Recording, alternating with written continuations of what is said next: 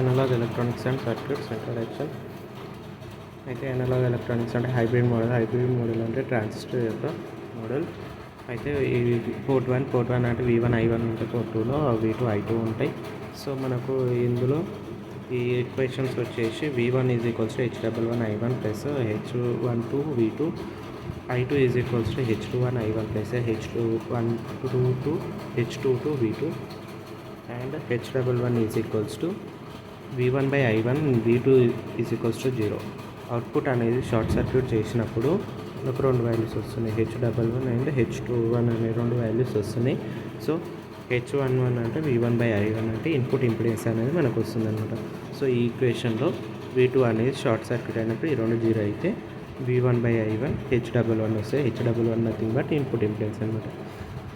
Next H12 అంటేనేమో reverse voltage gain. ఇదేంటిదంటే input open circuit చేసినప్పుడు కరెంట్ అనేది జీరో అవుతుంది కనుక, సో I1 జీరో అయినప్పుడు ఇది మొత్తం జీరో అయినప్పుడు V1 by V2 అవుతుంది. సో అట్లానే V1 by V2 అంటే reverse voltage gain. Output by input అనేది వోల్టేజ్ గెయిన్. నెక్స్ట్ H22 అనేది ఎక్కడ వస్తుంది, I2 by V2. H21 అనేది I2 by I1, whereas V2 0. Output is short circuit. Forward current gain, output admittance I2 by V2. Next parameters ఇందులో CB configuration, CE configuration, CC configuration. H11 అనేది input impedance అనేది ఎలా represent చేస్తాం అంటే H11 BEC అనేది add చేస్తాం. HI అనేది input impedance, H12 అంటే HR తోటి రిప్రజెంట్ చేస్తాం, H21 అంటే HF తోని, H22 అంటేనే H పోతాయి. ఇంకా కామన్ బేస్ అయితే B యాడ్ చేస్తాం, కామన్ ఎమిటర్ అయితేనేమో E యాడ్ చేస్తాం, కామన్ కలెక్టర్ అయితే C యాడ్ చేస్తాం అనమాట అవుట్పుట్లో. జనరల్ హైబ్రిడ్ మోడల్ వచ్చేసి H11 I1, ఇక్కడ I1 ఉంటుంది, H12 V2, H21 I1, I2 అనేది ఇన్సైడ్ ఉంటుంది, H22 అనేది అడ్మిటెన్స్. ఇదేమో ఇన్పుట్ వోల్టేజ్ V1, ఈ ఫస్ట్ పోర్ట్, సెకండ్ పోర్ట్. దీనికి కామన్ బేస్లో ఈక్వేషన్ ఇది. V1 అంటే మనకి ఇది H11 I1 అంటే H11 ఇక్కడ I1 ప్లస్ H12 అంటే input port to output port కాబట్టి, సో V2 అని ఉంది, V2 కాబట్టి నీకు H12 V2 అనేది ఇది ఇండిపెండెంట్ కదా, ఇది డిపెండెంట్ అనమాట, ఇండిపెండెంట్ కాదు. సో డిపెండెంట్ కాబట్టి నీకు ఇలా నీకు ఇది సింబల్ డిపెండెంట్ దానికి. సో వోల్టేజ్ సోర్స్ కాబట్టి లోపల వోల్టేజ్ పైన డిపెండ్ అవుతుంది, ఇక్కడ కరెంట్ పైన డిపెండ్ అవుతుంది కాబట్టి current. Next equation H21 second దాని విత్ రెస్పెక్ట్ టు ఫస్ట్ కాబట్టి I1 ప్లస్ H22 V2 అంటే ఇది H22 అనేది అవుట్పుట్ అడ్మిటెన్స్ I2 అనమాట. సో మనకు బేస్డ్ అపాన్ దీస్ ఈక్వేషన్స్తో ఈ ఈక్వాలెంట్ సర్క్యూట్ అనేది వేస్తాడు అనమాట. దీన్నే స్మాల్ సిగ్నల్ మోడల్ అని కూడా అంటారు. నెక్స్ట్ ఈ CB కాన్ఫిగరేషన్లో అయితేనేమో బేస్ అనేది కామన్ చేస్తాం, VEB అనేదేమో ఇన్పుట్ అవుతుంది, VCB అనేది అవుట్పుట్ అవుతుంది. ఎమిటర్ నుంచి వెళ్తుంది కరెంటు, ICలో నుంచి ఎంటర్ అవుతుంది, బేస్ నుంచి కూడా ఎంటర్ అవుతుంది, ఈ రెండింటి నుంచి ఎంటర్ అవుతుంది, I నుంచి అవుట్ అవుతుంది. నెక్స్ట్ దీని ఈక్వేషన్స్ ఏంటి, ఇది కామన్ బేస్ కాబట్టి ఇక్కడ B వస్తుంది, ఇక్కడ B వస్తుంది, B అనేది యాడ్ అవుతుంది అనమాట. సో వీటికి HIB, HRB, HFB and HOB అని యాడ్ అవుతుంది. సో ఇక్కడ ఇచ్చాను VEB అనేది ఇన్పుట్ VEB, B1 అనేది VEB కాబట్టి VEB అండ్ H11 I1 అంటే H11 అంటే ఏంటిది HIB ఇంటూ I అంటే ఇన్పుట్ కరెంట్, I1 కదా, I1 అనేది ఇన్పుట్ కరెంట్.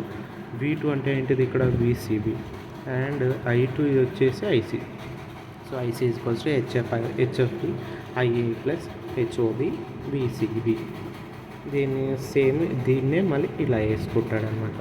సో దీనికి ఇన్పుట్ వోల్టేజ్ ఏంటిది, ఇన్పుట్ వోల్టేజ్ వేసిండు నెక్స్ట్ ఇక్కడనేమో ఇన్పుట్ పోర్ట్, ఇది ఇన్పుట్ పోర్ట్ అంటే ఇన్పుట్ ఇంపిడెన్స్ కదా, ఇన్పుట్ ఇంపిడెన్స్ అంటే హెచ్ఐబి ఇంటూ ఐఈ, అండ్ ఇది ఏదేమో input to output relation. So input నుంచి అవుట్పుట్ అంటే అవుట్పుట్ వోల్టేజ్ పైన డిపెండ్ అవుతుంది. సో హెచ్ఆర్బి అండ్ హెచ్ఎఫ్బి అనేదేమో ఇక్కడ మనకి ఏంటిదంటే ఇన్పుట్ కరెంట్ పైన డిపెండ్ అవుతుంది. ఇది హెచ్ఓఈ అనేది అవుట్పుట్ అడ్మిటెన్స్, హెచ్ఓబి అనేది. Next VCB and IC. So based upon ఈక్వేషన్తో దీన్ని వేస్తాడు. నెక్స్ట్ ఫర్ సిఈ కాన్ఫిగరేషన్ అయితే సేమ్ ఉంటుంది. V1 ఇది ఈ ఈక్వేషన్ కూడా same, H11 I1 plus H12 V2 I2 H21 I1 plus H22 V2. అయితే ఇక్కడ ఏమిటర్ అనేది కామన్ ఉంటుంది, VCE అనేది అవుట్పుట్ అవుతుంది, VCE అండ్ ఇక్కడ వచ్చేసి VBE IB అనేది ఇన్పుట్ అవుతుంది. నార్మల్గా మనం ప్రాక్టికల్ ఎగ్జాంపుల్స్ చేసేటప్పుడు ఏమో చేస్తామంటే ఈ ఇన్పుట్ వోల్టేజ్ వర్సెస్ కరెంట్ చేసినప్పుడు అవుట్పుట్ వోల్టేజ్ అనేది కాన్స్టెంట్ పెడతాం. సో దానికోసమని ఇక్కడ రిలేషన్ కూడా అలాగే వస్తుంది చూడు. ఇదేమో ఇన్పుట్ అవుతుంది, ఇదేమో H12 V2 అనేది ఇక్కడ కాన్స్టెంట్ అవుతుంది. అంటే ఇది రిలేషన్ కదా, ఇన్పుట్ టు అవుట్పుట్ అని చూసినప్పుడు input with respect to output కాబట్టి V2 అనేది కాన్స్టెంట్. అట్లా ఇక్కడనేమో మళ్ళీ అవుట్పుట్ అంటేనేమో voltage versus current equations draw చేసి అది మన కాన్ఫిగరేషన్స్ డ్రా చేసినప్పుడు ఏంటి కాన్స్టెంట్ పెట్టాలి, ఇన్పుట్ కరెంట్ని కాన్స్టెంట్ పెట్టాలి, అది IB. So I2 H21 I1 plus H22 V2. Next దాని ఈక్వేషన్ ఇది కామన్ ఎమిటర్ కాబట్టి ఈ అనేది యాడ్ అవుతుంది ఇక్కడ.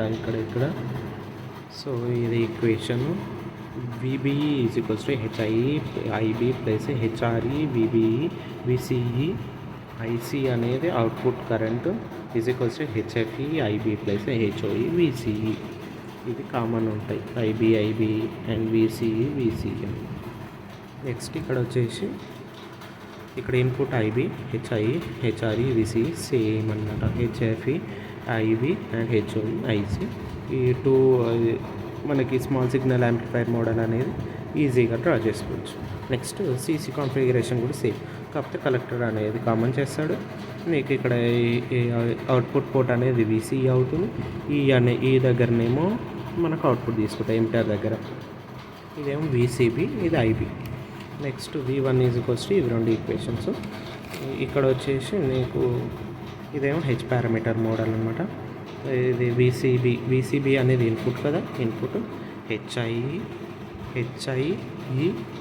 IB plus HRE VCE VEC అనొచ్చు, VCE IE అనేది output current HFC IB plus HOE VEC.